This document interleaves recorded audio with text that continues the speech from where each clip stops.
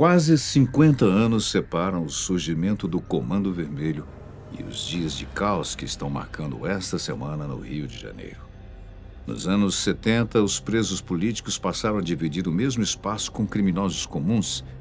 Até então, muitos deles, condenados por assaltos a banco, não conheciam seus direitos e viviam sob um sistema carcerário violento e desumano.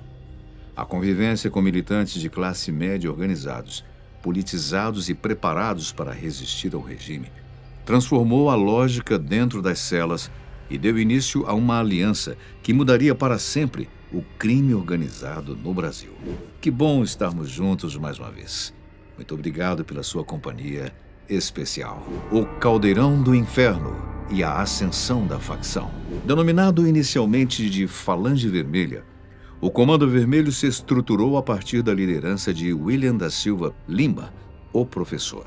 Ele chegou ao presídio em 1971 e passou mais de 30 anos no sistema prisional, condenado a quase 100 por assaltos a banco, extorsão e sequestro.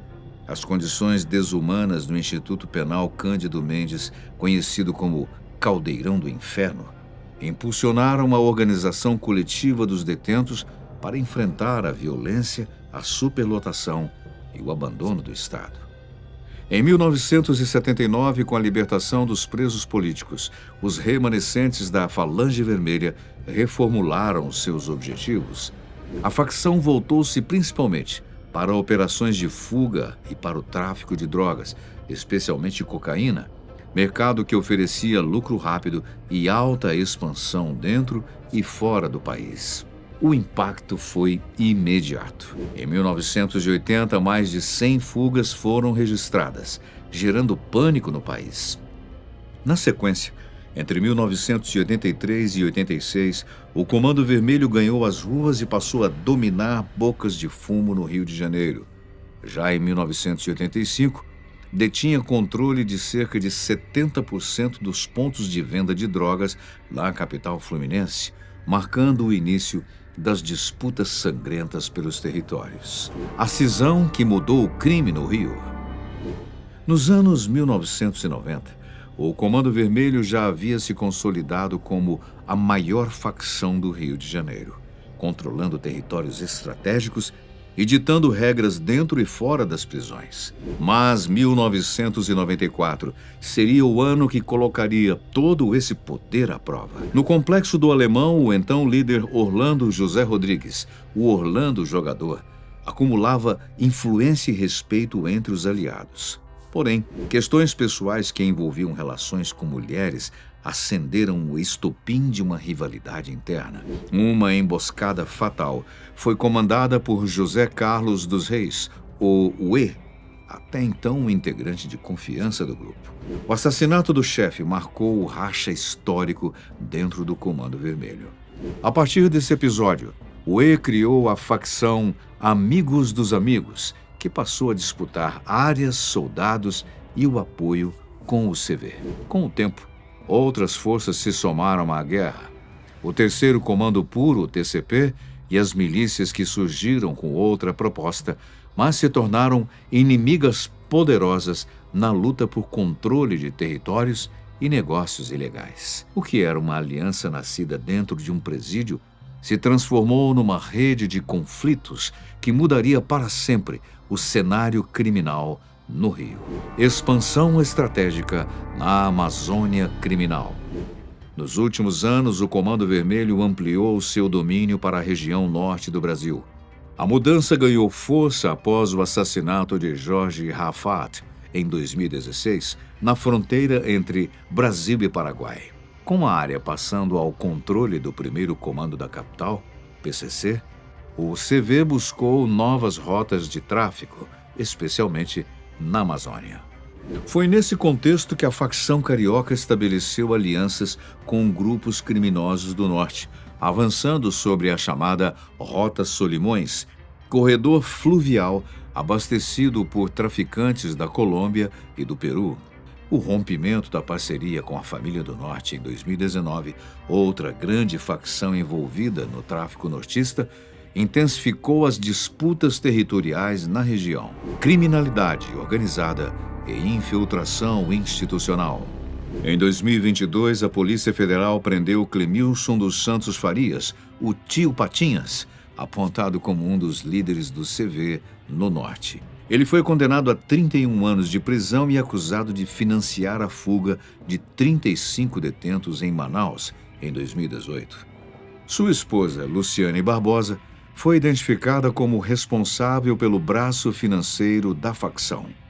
À frente de uma ONG ou ONG que atuava na defesa dos direitos de presos, ela chegou a participar de reuniões oficiais em ministérios do governo federal. Você deve ter acompanhado na imprensa. Esse foi o caso que desencadeou pedidos de investigação sobre a possível infiltração do Comando Vermelho no Estado brasileiro. Influência política e pressão sobre o poder local. O envolvimento da facção com a política também chegou a repercutir no cenário eleitoral, inclusive nos dias de hoje. Neste ano mesmo, por exemplo, o prefeito reeleito de Santa Quitéria, no Ceará, José Braga Barroso, Braguinha, foi preso sob suspeita de receber apoio do Comando Vermelho nas eleições de 2024. Ou seja, há ainda forte uma infiltração real do crime nas entranhas do Estado. E mais, investigações apontam que Anastácio Paiva Pereira, o 12, foragido e ligado ao CV, teria ordenado ações de interferência no pleito de 2020 e no de 2024. A Justiça Eleitoral anulou o resultado das eleições e cassou o mandato do prefeito e do vice por abuso de poder e recebimento de vantagens indevidas da facção. Lideranças e prisões marcantes do Comando Vermelho. Além de Marcinho VP e Luiz Fernando da Costa, o Beiramar, ambos grandes lideranças do CV ao longo dos anos, outros integrantes com papel de destaque na facção tiveram prisões decretadas nas últimas décadas. Entre eles estão Ricardo Chaves de Castro Lima, o Fu, e Wilton Carlos Rabelo Quintanilha, o Abelha. Marcinho VP, considerado um dos chefes da facção, foi preso em 96 e permanece na Penitenciária Federal de Campo Grande, no Mato Grosso do Sul. O traficante voltou ao centro das atenções após a prisão do filho, o rapper Oruan, detido em 2024 por suspeita de associação ao tráfico. Filho de Marcinho VP e sobrinho de Elias Pereira da Silva, o Elias Maluco, que foi o assassino do jornalista Tim Lopes, Oruan tem tatuagens em homenagem aos dois. Apesar disso, ele sempre negou envolvimento com atividades criminosas e apenas diz possuir um carinho familiar natural pelos líderes. Também detido em 1996, o outro chefe do CV, Fernandinho Beiramar, cumpre pena no Presídio Federal de Catanduvas, no Paraná. Ele foi condenado por tráfico de drogas, homicídios e outros crimes. Acumula penas que ultrapassam 300 anos de prisão. O Comando Vermelho hoje. Atualmente, o Comando Vermelho segue como a maior facção criminosa do Rio de Janeiro e a segunda maior do país, somente atrás do PCC de São Paulo. A organização opera com uma estrutura que lembra modelos mafiosos ao controlar todas as etapas das atividades ilegais em que atua. O tráfico de drogas permanece como o pilar financeiro do grupo. Nos últimos anos, o CV ampliou a sua capacidade bélica, preocupando as autoridades. Além de armas importadas, passou a produzir armamentos em território nacional, fortalecendo o arsenal utilizado nos confrontos por territórios. A facção também incorporou tecnologias de guerra ao seu cotidiano.